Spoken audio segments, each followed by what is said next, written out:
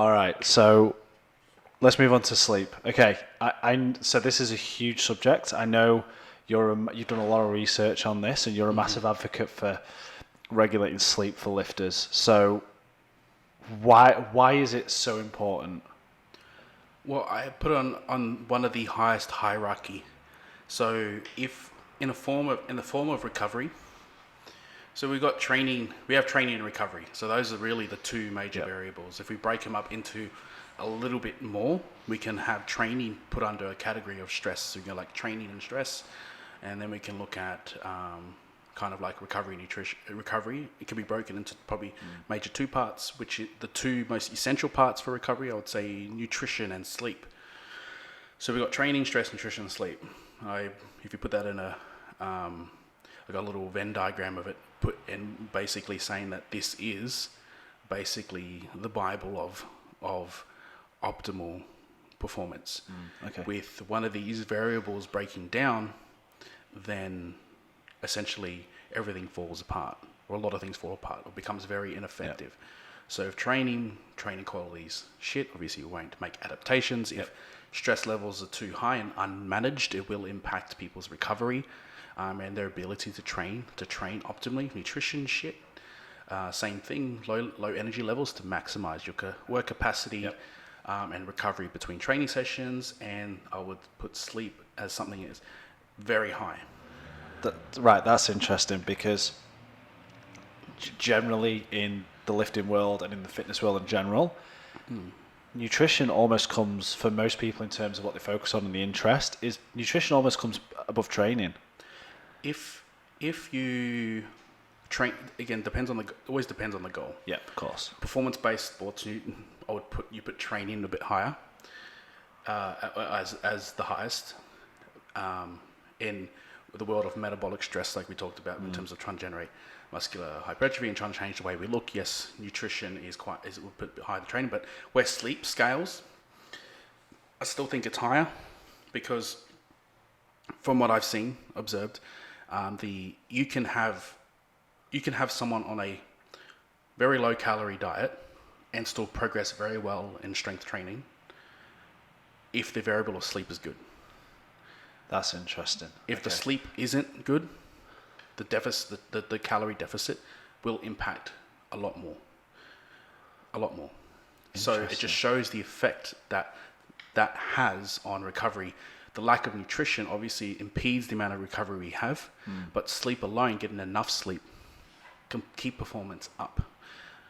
And you can also use it to enhance performance. So in areas, and a lot of people don't have the ability to take naps and things like that. Yeah. But even in a high stress situation, because now we're looking at managing stress, nutrition, we're in caloric deficit, and we're trying to train for strength, then sometimes the 8-9 hour sleep might not be enough, depending on the level of how much we're training and how much we're nutrition. Now, obviously, it's a lot of the times when it comes to training adaptations, I always look for modules to increase recovery, and so that we are able to keep up with the training load the targeted training load. Yep.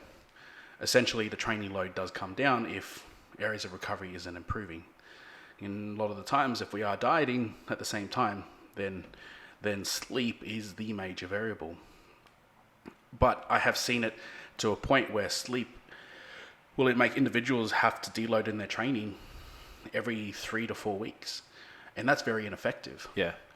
That much deload essentially cuts away, 25-30% of the year of your training, where you're not in the ideal stimulus. And this goes back to something you've spoken about before, where you're viewing it from the long-term spectrum. So yes, 1 in 4 weeks might sound like not much within a 4-week cycle, right? Mm-hmm. But you're thinking in terms of a year, 2 years, because as you've discussed before, most people you work with, they've got 5-year goals. Mm-hmm. Like that they're looking longer term than that. And when you actually weigh it up across the spectrum, that's a huge amount of time, isn't it? Huge. Yeah. It does make it hard for individuals like that to manage training capacity. Yeah, it makes it very difficult to people who cannot get sleep to increase the work on training capacity. So we get stuck on, for the individuals that we do get stuck on maintenance loads. And when we do try to push in areas where we try to increase that. Generally get a very quick turnaround in signs of recovery reducing. Now, being able to distinguish the difference between what is good fatigue and what is fatigue due to lack of recovery is also another skill to have. Yeah. But in the end, sleep is huge. But there's been plenty of research on sleep. So, I'm going to try and find it now. There was a study done on NBA players' performance. Yep. Looking at 8 or more hours of sleep versus less than 8 hours of sleep. So there was a 12% increase in minutes played, 29% increase in points per minute, 2% increase in 3-point percentage, a 9% increase in free throw percentage, a 37% decrease in turnovers, and 45% decrease in fouls. So I know a lot of the big team sports teams integrate sleep into their daily training. I know a lot of we'll call it soccer because we're in Australia, but a lot of the soccer clubs. I know, for instance, Real Madrid, they have sleep pods in the training ground, and sleep is a administered part of their training. So they obviously do 2 sessions a day, morning and afternoon. Right in the middle, they're sleeping for an hour. It's like it's actually given to them. I wonder whether do you think the difference there is, especially when you're talking about basketball, do you think it's it affects the skill sports because of mental clarity and motivation and things like that, or do you think cognition levels? Okay. It impairs cognitive function, and that's huge in powerlifting, right? Huge. Yeah, that's our ability to that's skill acquisition, our ability to maintain and progress in skill. So you can use people's ability to maintain technique as a marker of fatigue. We know they'll start to get into a level of chronic fatigue as soon as technique starts to diminish. Yeah, okay. So, there's a difference between obviously acute sign and chronic signs of fatigue. So when we're looking at acute signs of fatigue, that's fine. They're recoverable within a microcycle of training. Yeah. So we can assess if these acute signs of fatigue turn to chronic signs of fatigue, and then we can start to assess recovery. Again, different modules of recovery, but the first one always becomes down to sleep first. Even as some of the most advanced athletes, it's still focusing on sleep and not just the basics of trying to get to sleep, get enough sleep, but how to maximize sleep performance. Right. Well. So this is another subject that's barely touched on. So that not all sleep is equal, right? There's different phases to it. There's different qualities of sleep. Some people sleep better than others. A more interesting question, I guess, is how do you even understand how somebody sleeps if you're dealing with an athlete? There's a few questions you can ask. There is a little sleep test that I do. I'm trying to remember the name of it, but essentially it's a form, the Epworth Sleepiness Scale. Okay. That's one of the first tests I put people through, and basically you score different things. So actually, we might even do it even for listeners, and try and scale yourself between 0 and 3. So it'll be sitting and reading. Okay. What would yours be? What my I guess, how likely are you to doze off and fall asleep in the following situation? So 3 being most. So 3 being high chance, 0 being no chance. So sitting and reading. 3. Watching television. Ooh. 2. Sitting active in public space. 1. Lying down to rest in the afternoon when circumstances permit. 1. Sitting and talking to someone. 1. Yeah. Sitting quietly after a lunch without alcohol. 2. Passenger in the car for an hour without a break. 2. In a car while stopped for a few minutes in traffic. 1. You've got to try and remember what the... It's the reading the book one. It's like I literally, as soon as I open a book, I read 2 pages and I'm out. Done. I think if you scored... Yeah, so normal individuals will sit around a 6. Then anything above 6 is then obviously level of issues we've got to deal with now. Yeah. The study, that test I normally do in terms of determine not just the quality of sleep, but also sleep obstruction. Okay. So you'll start to develop a lot of these signs a lot if you have if you have sleep apnea. Yeah. And when it comes to athletes, one of the things I look for is if they have sleep apnea.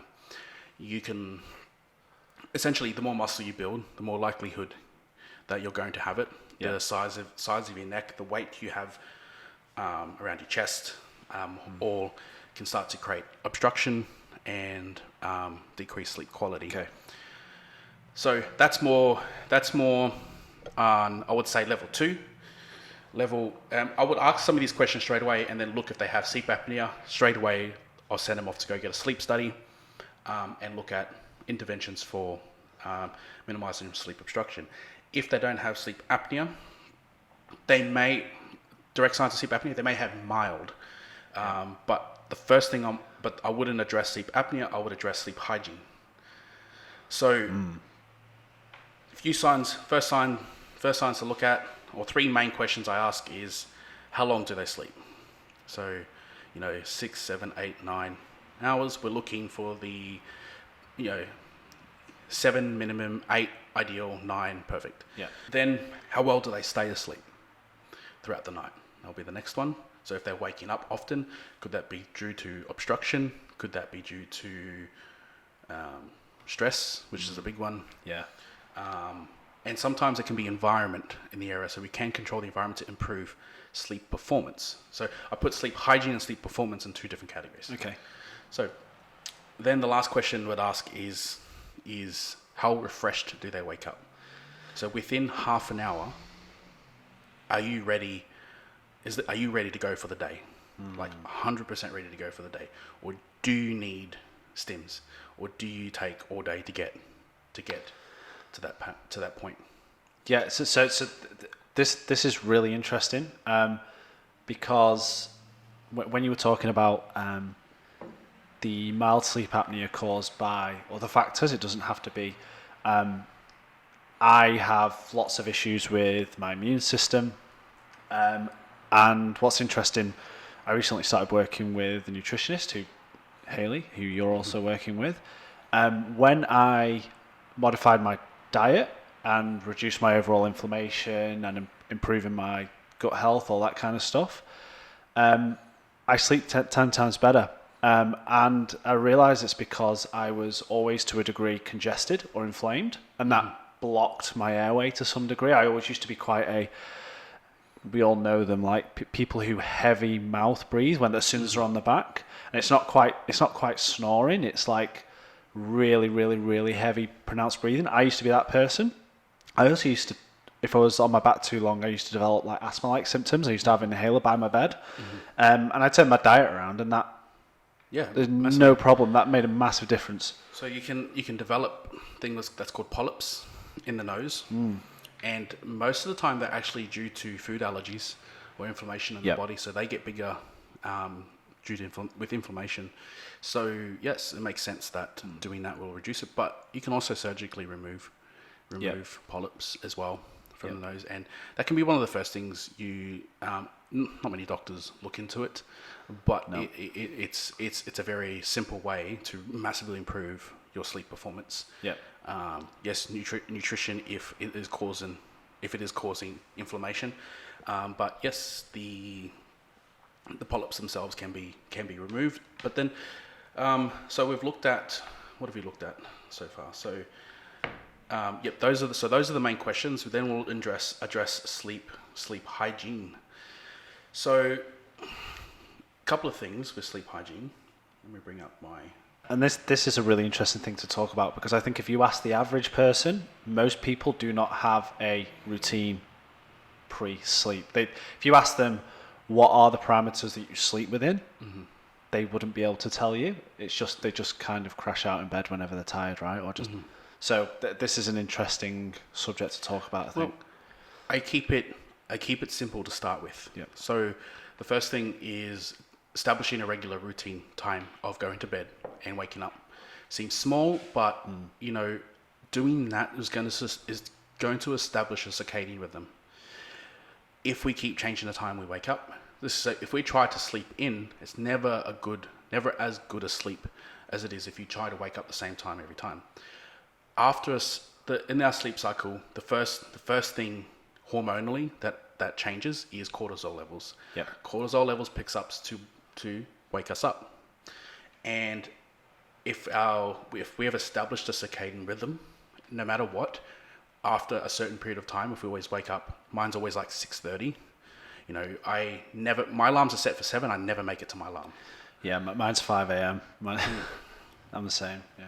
So I never make it to my alarm because my body is already going to start to produce cortisol to start to wake me up.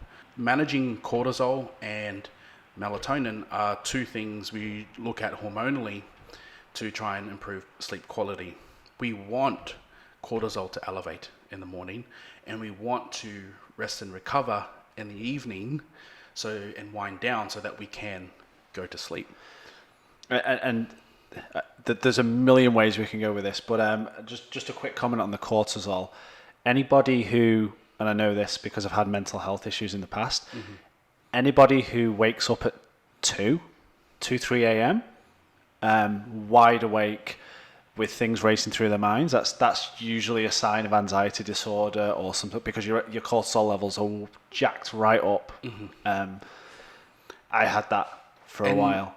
And some of the best things you do is establish a routine around that. Yeah.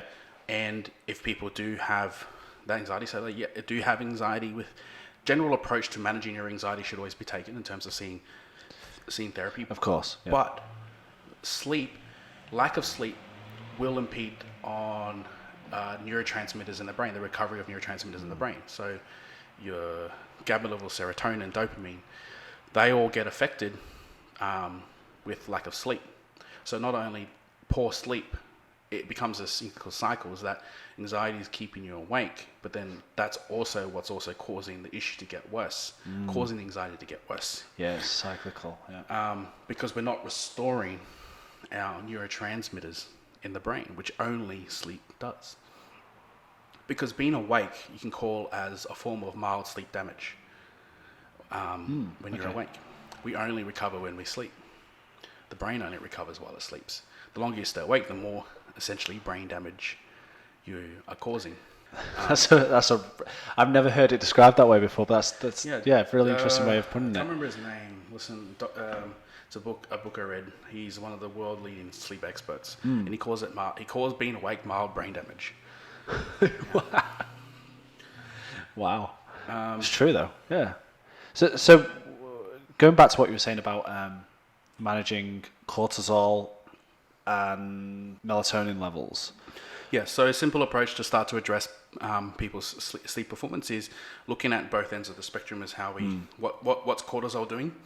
So that is establishing a sleep routine to ensure that our cortisol levels spike at the same time every time. Okay. If you're having issues spiking cortisol and you're not waking up, then I suggest doing things that spike cortisol, meaning like go for a walk, get out in the sun, maybe get a small amount of exercise in. Even caffeine, you should have that in the morning and not in the afternoon. Right. So what you're saying is, if you're, say we're readjusting your clock to, let's just go with a random time, 7 a.m.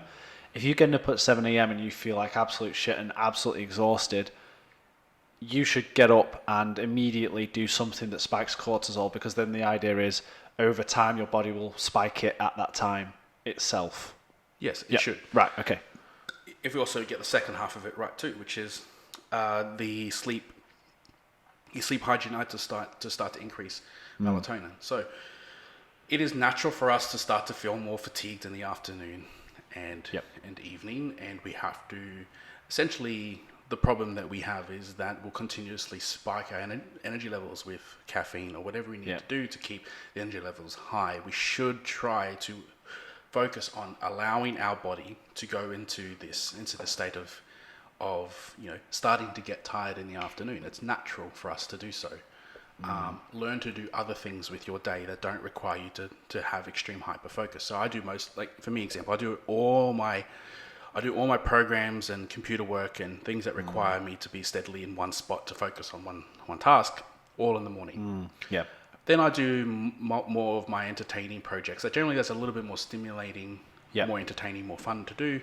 I do all that in the afternoon or go train, because training generally wakes me back up.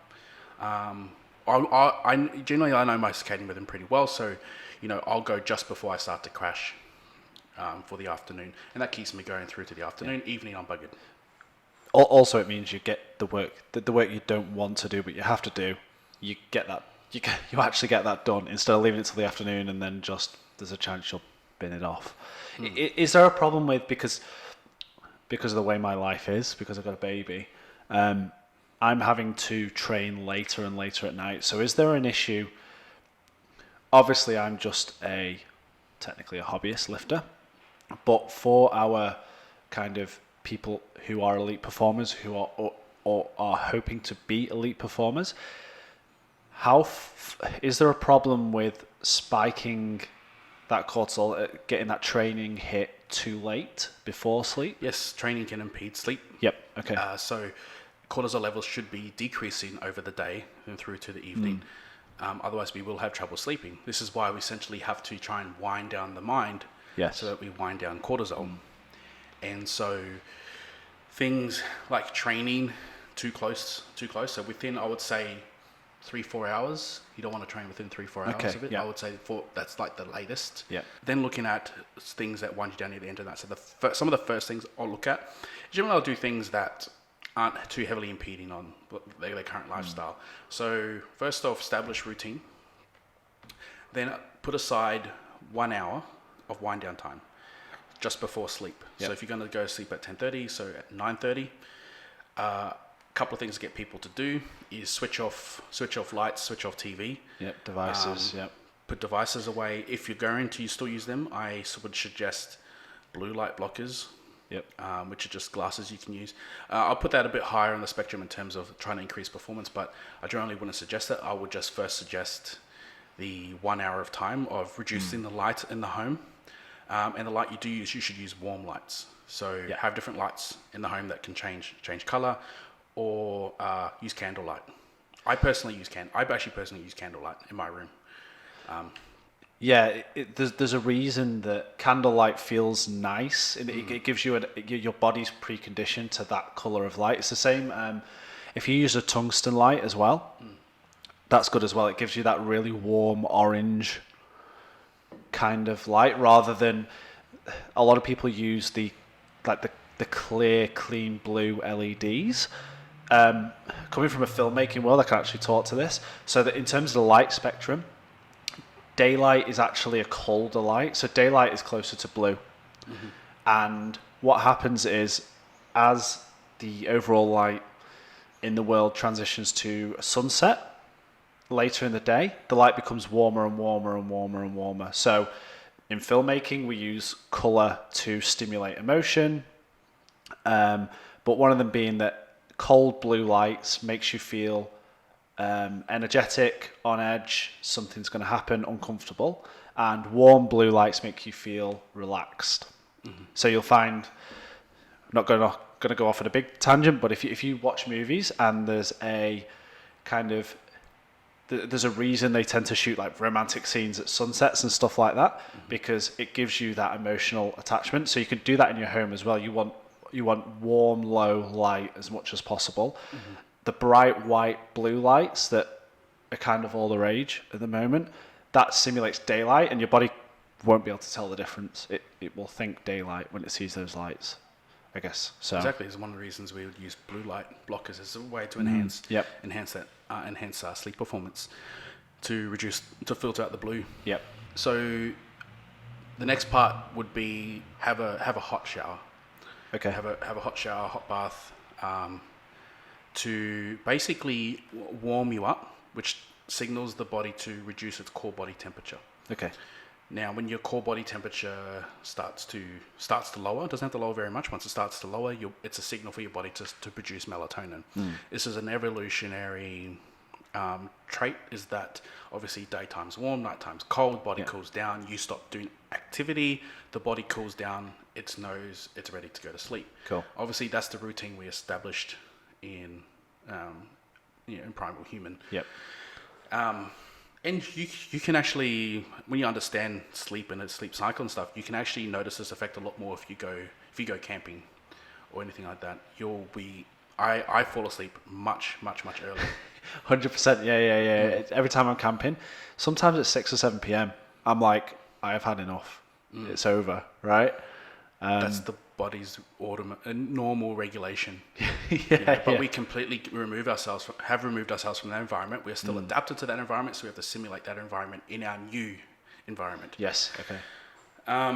So that helps increase that. So the sleeps actually helps increase that performance to get us to that point, and then having a cooler room. So I suggest aircon on in the room. The research shows a room about 21 degrees is where body starts to produce more effective at producing melatonin. Interesting. So we obviously live in Queensland. It's summer right now. You're gonna have to crank it. It's hard. It's hard to find a room that low. Most people would, I think, probably if they were going to program an aircon unit, it'd be around the 23, 22 mark. But so just for people who don't have thermometers or whatever, it's got to be a temperature. Just needs to be cooler. That's just what the research shows. But just have the room cooler. Yeah. To what you feel is comfortable. And I found that alone. So the 1 hour of wind down time, non-stimulating lights. So if you're going to do something, read a book. Cool the room down. Warm light. I've seen that improve sleep 90% of the time to near perfect sleep. Wow. If they don't have sleep apnea. Yeah. Wow. Okay. And then you can then dive a little bit deeper to try and develop specific programs for individuals if that doesn't tend to work. Generally the most big thing is sleep apnea, and anxiety is the next one after. Yeah, and this, I think, is a whole new subject on its own. And this is an example of where you're saying in that Venn diagram, they all overlap. But stress management is hugely underrated as well, especially in Gen Pop. I think in the elite level, everybody knows that stress management's key. But for the everyday person who aren't elite and aren't used to it, I think stress management is completely ignored. I think most people train as a form of stress management, which I don't know if that's a good thing. I think that's a whole new subject we should probably do separately. One other thing in terms of timing, I know a lot of people who eat really late, they also end load their meals. So without going into a complete nutrition discussion, most people eat very little in the morning, a medium amount during lunch, or a small amount during lunch because they're working and they're busy, and then they end load their meals. They have a massive meal in the evening, and people who are busy tend to do that. Some people might eat at 8, 9 o'clock. I know a lot of people who eat towards the 9 o'clock time, and then they want to go to sleep at 10 o'clock, right? Do you see a problem there? Yeah, generally not a good idea to have a huge amount of food. Yeah. Before, I'd say within 2 hours of going to sleep.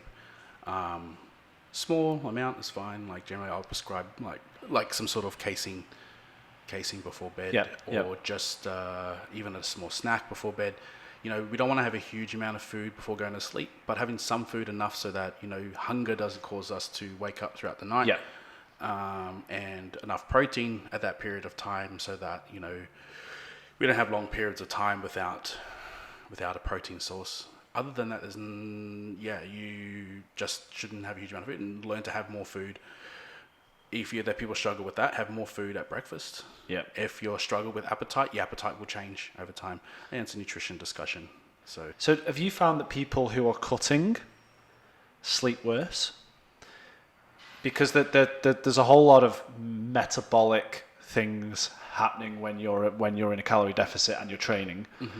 Do you find that and this is one of the things attributed to diets like the keto diet and people who intermittent fast, is that there's a suggestion that there's a higher level of cognitive function. You're more kind of aware, you're more on when you're in that kind of deficit or ketogenic state. In a low carb setting, we generally produce more cortisol. Right. Yeah. And cortisol converts into adrenaline. So adrenaline spikes a fair bit more in low carb diets. So a common thing I've seen is that people are very low carb. They have more energy, but I would say a lot of the time that is false energy. Yeah. Until they get back onto a normal plan and all of a sudden they crash. Generally, that's just a response from the excessive adrenaline production. Yeah. Okay. And the nervous system now finally has time to recover, so we crash. You see it all the time, just like people who have high stress, they run on adrenaline. As soon as they stop, they get sick. Yeah. My wife is one of those people. She runs until the brakes come off, stops, and then just crashes, and will just sleep. And it'll take weeks for her to get back. But she runs at full capacity for 6 months. Pushes past the area where she should, and then just has a complete and utter melt. I know a lot of people that do that in high stress environments. The holidays are more of a necessity for recovery, not really an enjoyable time, you know. Do you find that with, and this is probably the last thing I cover, I reckon. Do you think sleep changes with training cycles? So if you're pushing, say you're pushing an athlete to a peaking phase, and they've obviously maintained a higher level of volume and stress over a period of time, do you find that do they have that crashing? I tend to find more acute signs of acute effects from it. Right, So yeah. generally, like if we have a very high stressful training day, single training day which heavily stimulates the nervous system. Yep. I do find people have trouble sleeping. Yeah. Okay. On those days. Not much we can do about it, other than like have better timing with the training. You could train earlier. Yep. Better winding down, more focus on winding down for the day. Yep. But essentially, I mean, that comes with sometimes training ridiculously heavy. But I only find it was at near that very maximal point. Over time, you should be able to condition yourself to it, and things might happen less frequently. But it still happens to us time to time. Yeah. So, yeah, happens to me when I'm nearing very maximal effort. Yeah. So, which, I mean, obviously you're not working at that capacity for longer than ideally a week window, right? Like you're not smashing it every week. If you are, then you're obviously going to expect to struggle. So, okay, sleep is critical. So what we're aiming for is ideally definitely more than 8 hours of quality sleep, and a good indicator of that is there's the sleep test you just gave me, but another one is, are you feeling rested when you awake? I think most people would say no. Actually, I think most people wake up stressed. Or actually, it's super important. This is interesting. I just remembered. Sleep is super important for skill acquisition. So that was the point you just reminded me. So what I find is when I'm lacking in sleep, which is happening a lot recently, that my technique goes to shit really quickly. My training motivation takes a massive dive, which, as we've discussed before, really, really, really affects your lifting, your training intent, your motivation, how you go into a session, makes a big difference. I've noticed an acute, like it's literally night and day. Good night's sleep, and I'm on in training, and there's great effects. But if I have a bad night's sleep, I struggle to even get to a point where I'm training, because you're just like, oh my god, I can't, because you're just trying to get yourself out of the drudge to get into it. But then I find that my technique is awful. Like it's hard to focus, So that's the effect you might have in training, but then also your body's ability to learn technique only happens at sleep, during sleep.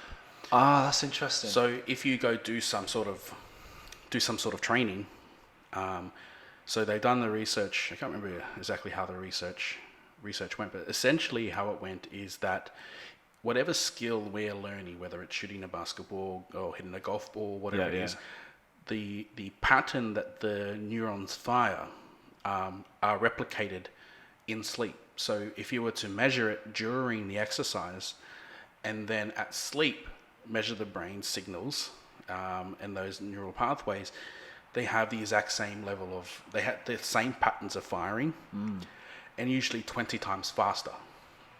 So it's like your brain is learning that pathway. So you've established the pathways, neurological pathways for a certain motor pathway or a movement you're doing, which is what it is. So movement is signals from the brain to the muscles to contract in a various pattern, and the more frequent we do that pattern, the more efficient we become to do that unconsciously rather than consciously.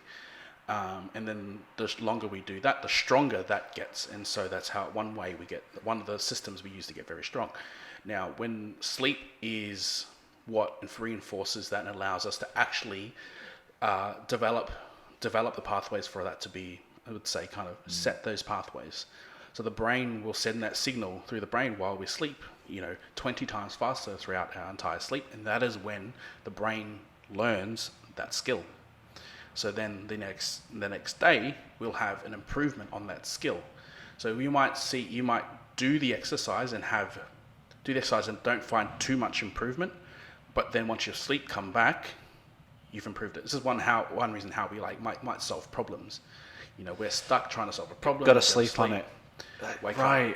So okay. This is fascinating. So what we're suggesting here is that the training portion is the stimulus, right? It's the stimulus part, but the gains are made during your sleep. Yes. And then you fuel that gain. So the nutrition's fuel throughout the day. So you have to be well fueled, and you have to provide the right stimulus. But the actual gains and the actual adaptation is made during your sleep. You can look at in terms of gains too from another perspective is hormone profile. So human growth hormone and testosterone are both elevated during sleep, and testosterone levels will decrease with a lack of sleep. So it is obviously testosterone is the key hormone of building muscle and strength. So without that, our hormone profile will suffer as well without proper sleep. Wow. You're a mess if you don't sleep, you'll die fast. Well, that's the other thing. Like, I did see a study. There's a sleep specialist, and I can't remember his name. He was on the Joe Rogan podcast. He's actually got Matt Walker, and he was talking about the average life expectancy of people who have, I think it's sub 7 hours plus, and it's in some cases 5 to 10 years. It's insane. I mean, mainly because they've got a higher chance of cardiac conditions and things like that. But across the board, it is at least 5 years younger that they die. Incredible. Speeding up.